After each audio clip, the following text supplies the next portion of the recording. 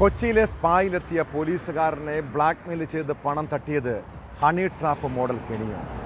നഗരത്തിലെ സ്പാകളെ നിയന്ത്രിക്കുന്നത് പോലീസ് ഉദ്യോഗസ്ഥരോ? CPOയെ ഭീഷണിപ്പെടുത്തി ലക്ഷങ്ങൾ തട്ടിയ കേസിൽ അന്വേഷണം കൂടുതൽ പോലീസുകാരിലേക്ക് നീങ്ങുകയാണ്. അറസ്റ്റിലായ സ്പാ ജീവനക്കാരി രമ്യയിൽ നിന്ന് ലഭിച്ച വിവരങ്ങളുടെ അടിസ്ഥാനത്തിലാണ് അന്വേഷണ സംഘത്തിൻ്റെ നീക്കം. സ്പായിലെത്തുന്നവരുടെ വിവരങ്ങൾ ശേഖരിച്ച് ഇവർ ചില പോലീസുകാർക്ക് കൈമാറിയിരുന്നുവെന്നാണ് സൂചന. സമാനമായ രീതിയിൽ നിരവധി പേരെ ഇവർ കെണിയിൽ വീഴ്ത്തിയോ എന്നും പരിശോധിക്കുന്നുണ്ട്.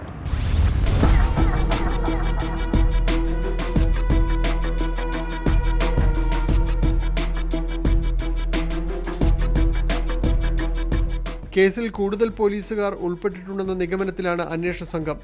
കഴിഞ്ഞ ദിവസം അറസ്റ്റിലായ സ്പാ ജീവനക്കാരി രമ്യയെ ചോദ്യം ചെയ്തപ്പോൾ ലഭിച്ച ചില സൂചനകളുടെ അടിസ്ഥാനത്തിലാണ് പുതിയ നീക്കം.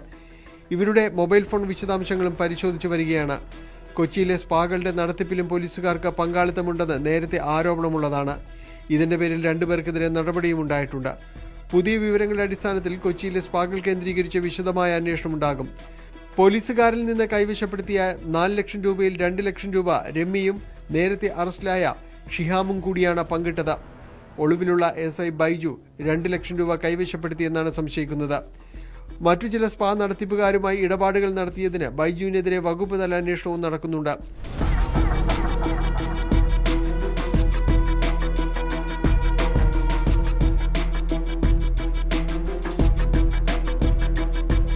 പാലാരവട്ടത്തെ സ്പായിൽ ബോഡി മസാജിനെത്തിയ പോലീസുകാരനെ രമ്യയും ഷിഹാമും ചേർന്ന് SI ബൈജുവിന്റെ സഹായത്തോടെ ആസൂത്രിതമായി കേസിൽപ്പെടുത്തുകയായിരുന്നു. വിവരം പോലീസ് രഹസ്യാന്വേഷണ വിഭാഗത്തിന്റെ ശ്രദ്ധയിൽപ്പെട്ടതോടെയാണ് പരാതിക്കാരനായ CPOയുടെ മൊഴി രേഖപ്പെടുത്തിയത്.